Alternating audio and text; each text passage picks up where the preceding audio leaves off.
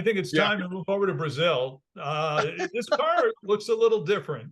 It's a 1960 Ford pickup truck, except it's not a pickup. It is a truck, but it looks like somebody tried to turn a truck into a car. And when I saw these on the internet, I get fascinated about this stuff all the time. And I thought, well, where did this come from? And so we've been looking around trying to find some answers. I know, Ted, you've been trying to find some answers, and the answers aren't easy to find because I guess they didn't make many of these in South America, but they made them. If they made many at all, it was just minute numbers. The only thing I know is that is the Ford Brazil building in the background. So we know this is an official. I emailed, full disclosure, I emailed the Ford of Brazil PR team yesterday saying, hey, can you get me some more info on these really crazy looking trucks? Hey,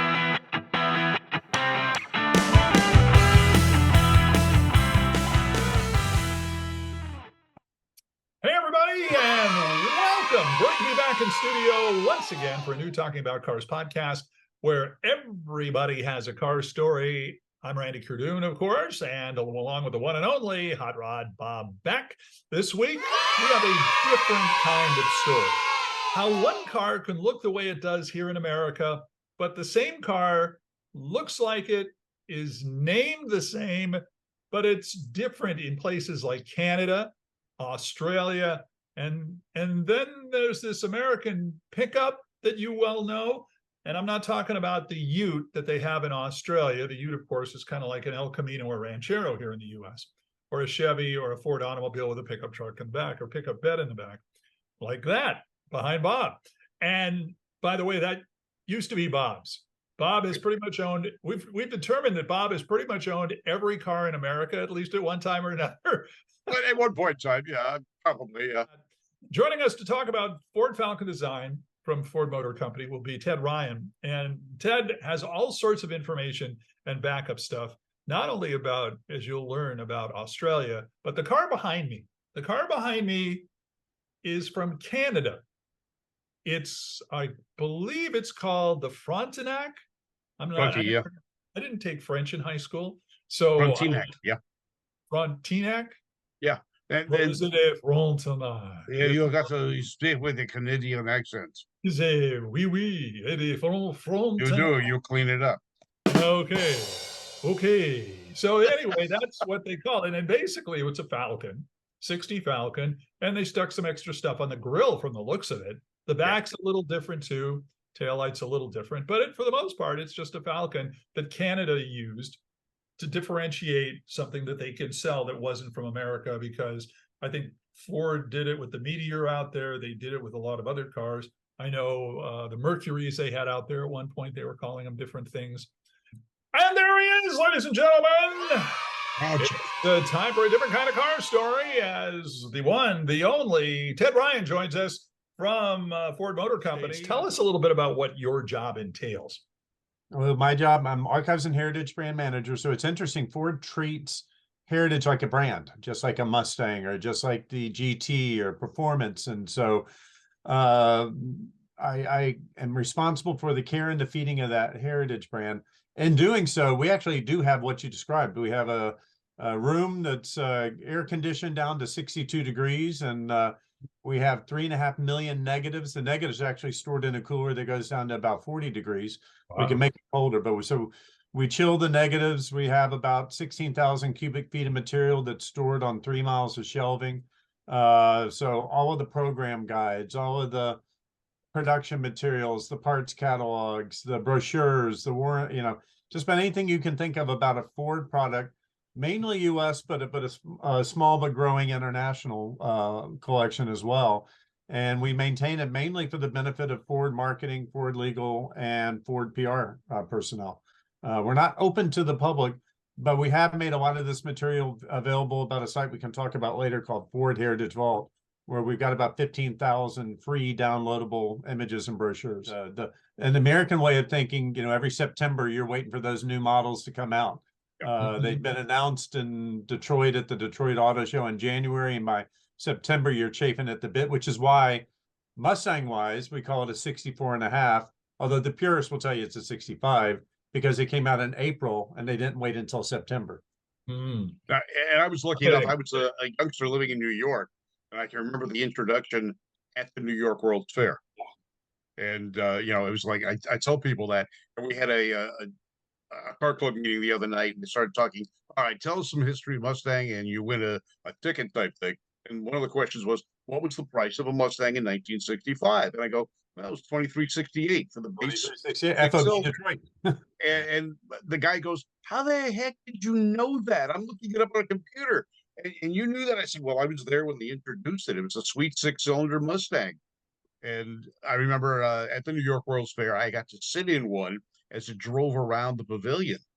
And it was on a conveyor type situation. And it was great. For a 13-year-old kid at that time, this was amazing. A new Mustang. I got to sit in one, and we cruised around the fairgrounds, kind of, well, in the You know who pavilion. made that ride? Disney. Disney. Walt Yeah. Disney.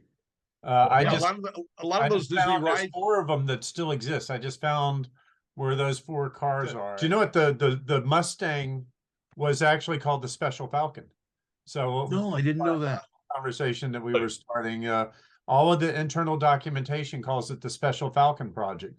And it wasn't even going to be called the Mustang until 3 months before the car. It was going to be called the Cougar.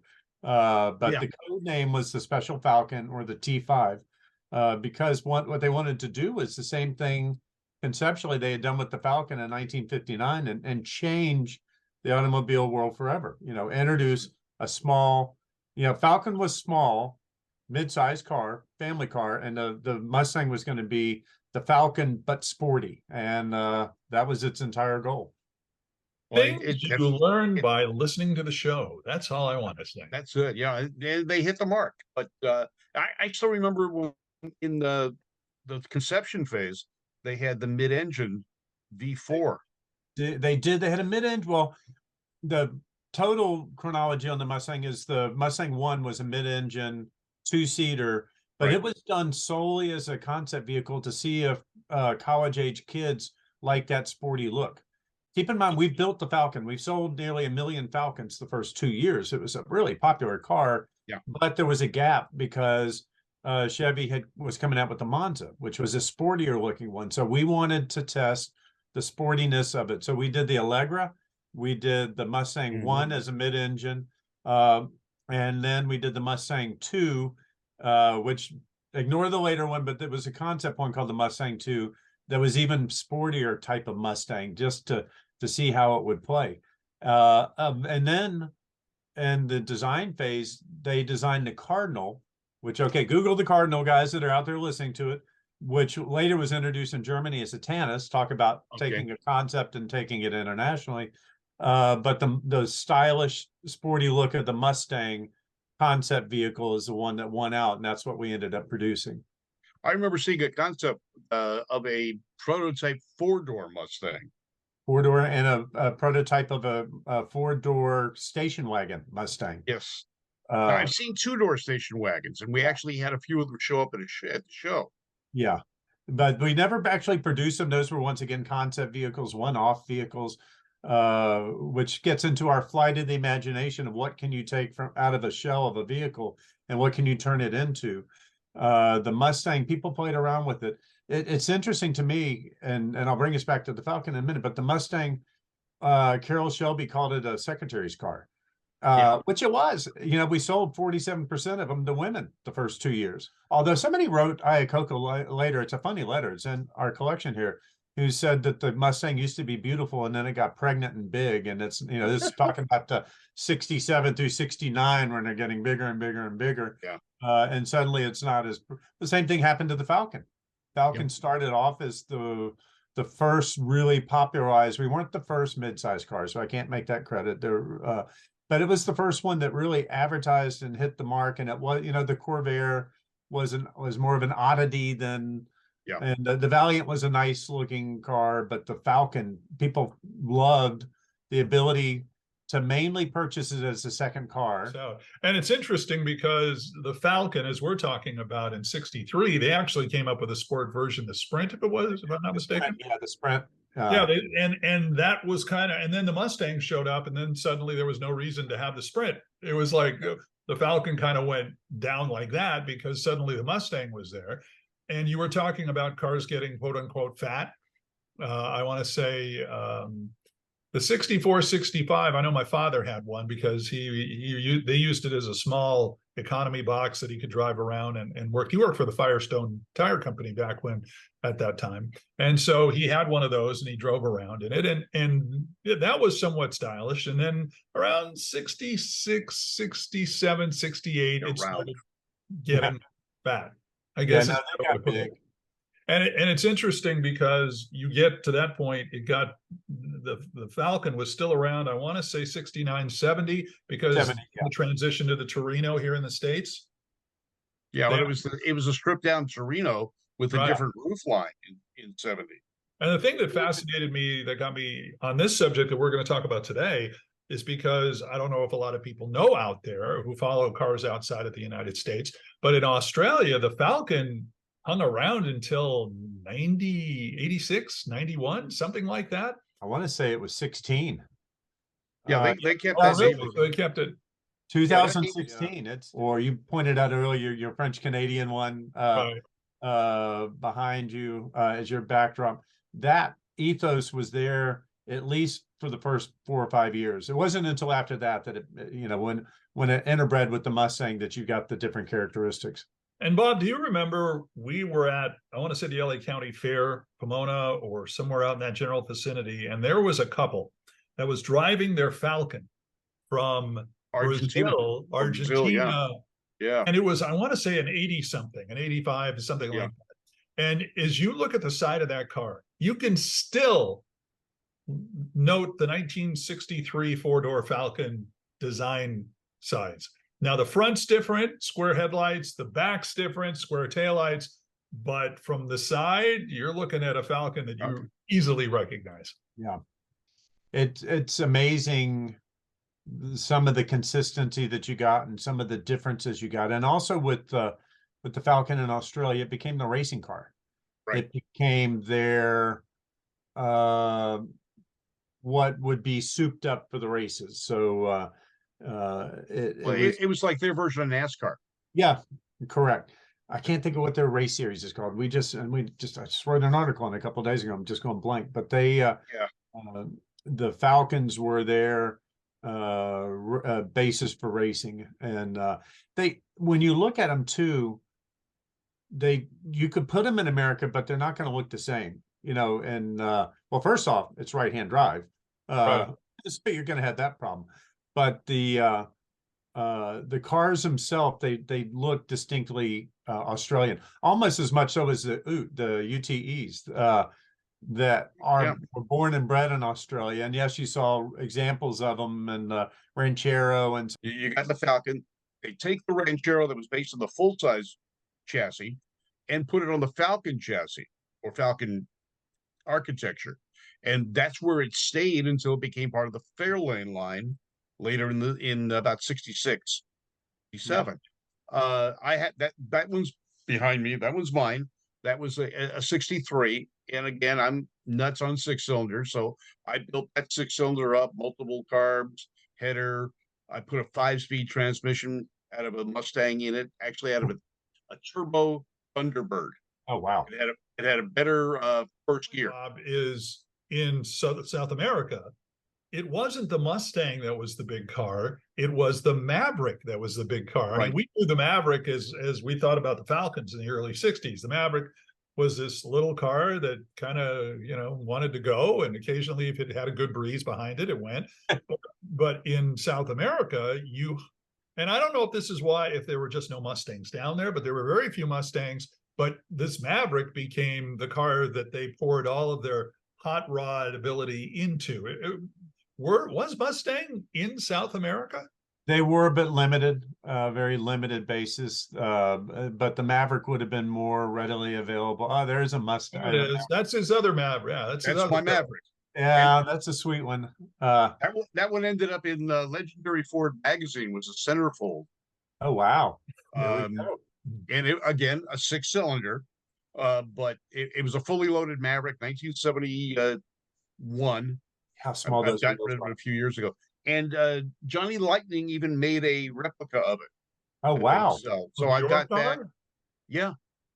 Yeah, Wow. so I've got the blue Maverick Grabber in a little Johnny Lightning thing, and as I said, it was in. I got some artist took the picture and decided to make backgrounds with it. So I've got a gas station and a McDonald's background with my car in the foreground, and I know it's mine because the details that he Mhm. did were not correct. This is a shot that was taken right before it went in the magazine with stock wheels on it. But the artist's conceptions show the later one where I put the Magnum 500s on it off the Fairlane. So it was bigger tires and so forth. But yeah, like I said, I'm kind of Ford crazy. Either of you know the code name for the Falcon? It was the 19 XK Thunderbird, and that was intentionally done because they thought it would leak, and they wanted the competition to think we were making a new Thunderbird. So, Ooh. but the Australians kept that XK terminology, so their Falcon became the Falcon XK. That's only the second time a code name has baked its way into a car. The Bronco was codenamed Bronco, and then they liked it so much they kept it the Bronco, and then they turned around and named the Mustang because they wanted to keep the horsey theme going. So they got rid of the Cougar name and gave that to Mercury. Yeah. But that's the XK and the Bronco, the only two instances where I know that a code name has actually made it into the finished version of the vehicle. The Cougar came along a lot later than the Mustang, It did. 1967. It did, but Uh, the clays for the original Mustang, the one yeah. that they actually picked the design, has a cougar emblem on the front because they were going to call it the Cougar. So the Special Falcon project was going to be the other code name was the T5, and then it was going to be called the Cougar until about 3 months before they went into production when they changed it to Mustang about the same time they cemented the Bronco name. The car behind me was basically Canada's version of the Falcon. And as the story goes, is that they only did it 1 year, 1960, the Frontenac, if I'm hopefully pronouncing it right. But they were going to do a 61, and it was supposed to be based on the Comet. Oh, wow. But instead, they decided, well, the Comet is going to go to Mercury. And the Comet, though, didn't look a thing like the Falcon, although underneath it, well, by the time he had the weird taillight Yeah. in the back and the whole thing, it kind of looked like it. Because the 61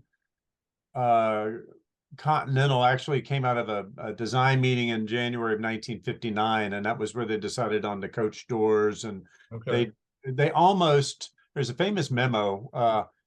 We had a big media event last year where we invited all the media in for the 100th anniversary of Ford purchasing Lincoln, and I had this memo on display where there's three different considerations. One is eliminating the Lincoln and Continental program entirely and exiting the high value market.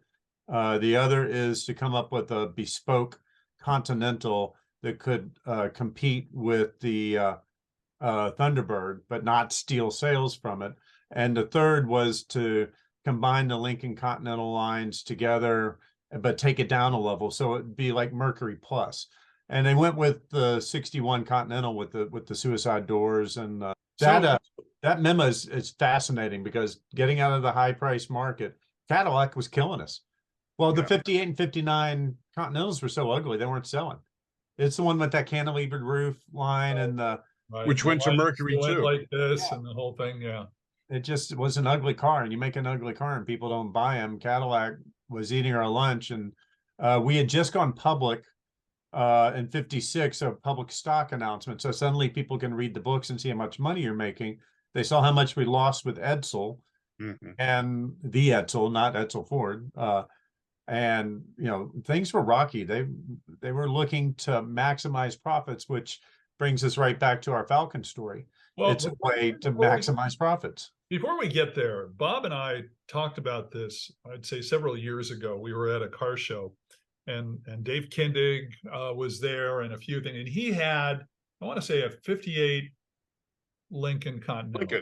And we went through the whole thing about Continental versus Continental Mark 3, 4, and 5, and then they rebounded and went back to 3 10 years later or something like that when they started the whole naming thing. Are you aware of any, like, why that happened or why they changed that?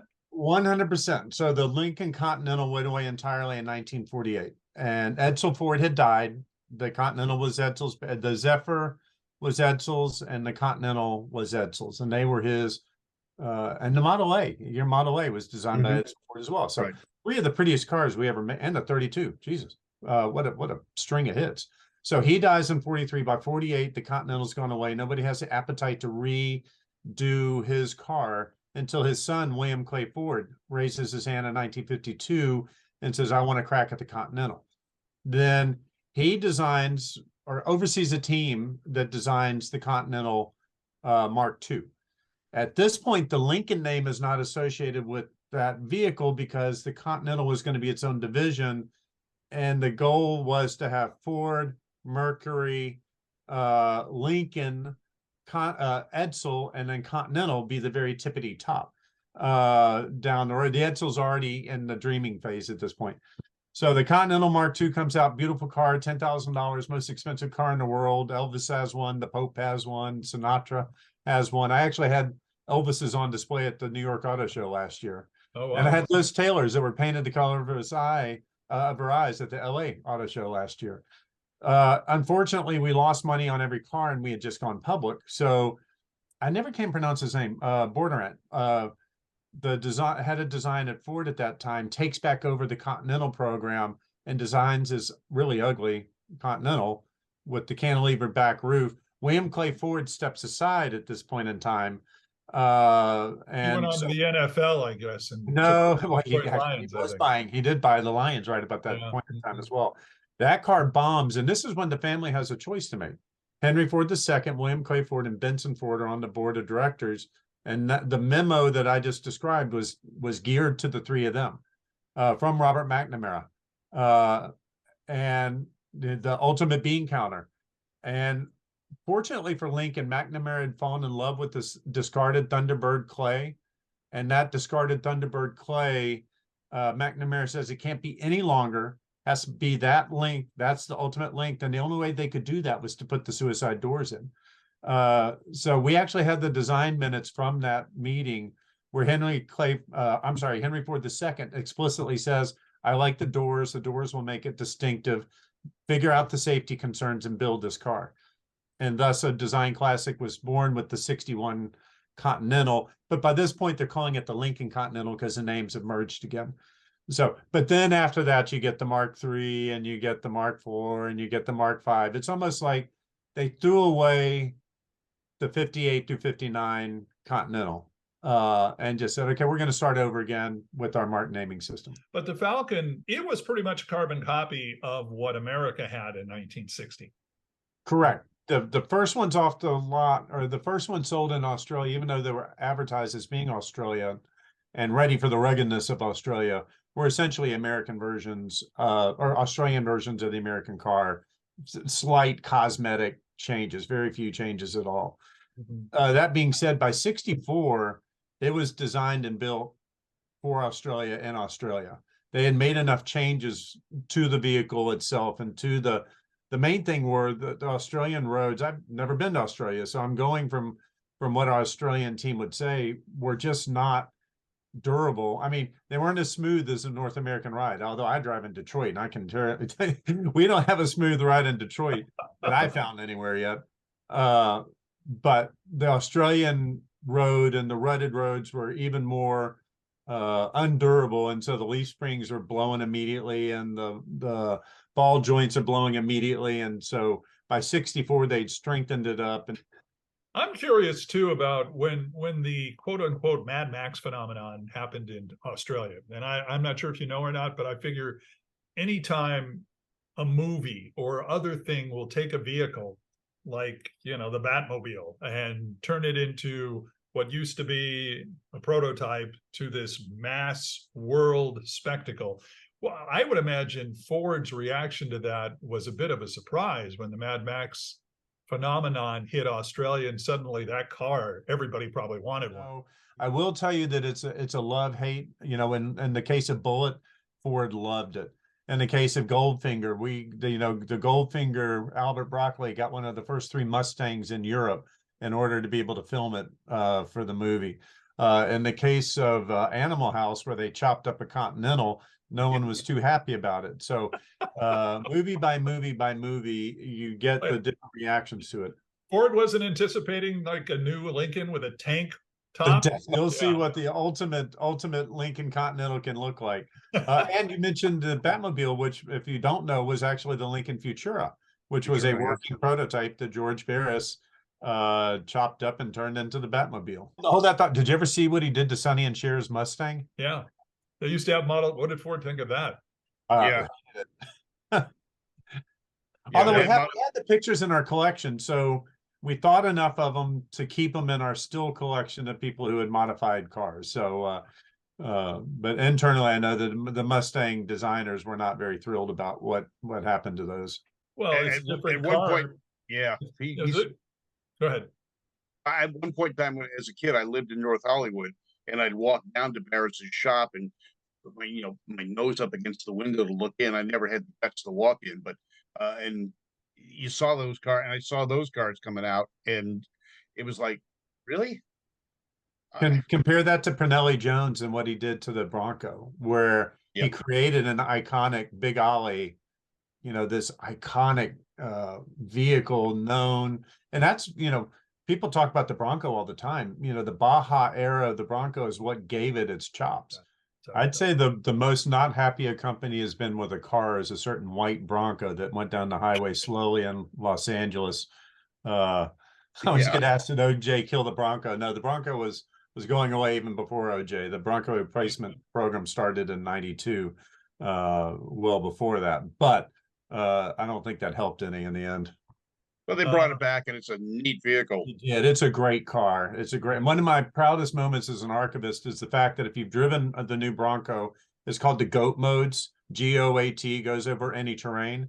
That came directly off of a 1962 memo it was called the GOAT feasibility study, that goes over any terrain feasibility study. But keep in mind, at that time, our same engineers are building the mutts for the Army. Vietnam War is going on. We're building Jeeps for the Army. They were called the MUTT at that point, MUTT.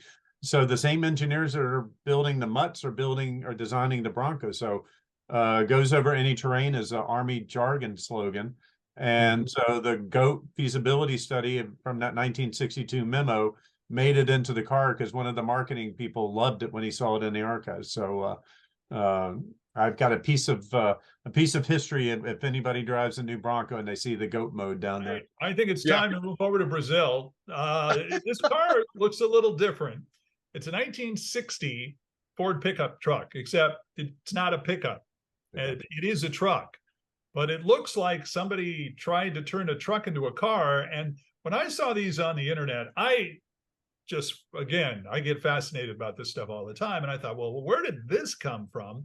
And so we've been looking around trying to find some answers. I know, Ted, you've been trying to find some answers, and the answers aren't easy to find because I guess they didn't make many of these in South America, but they made them.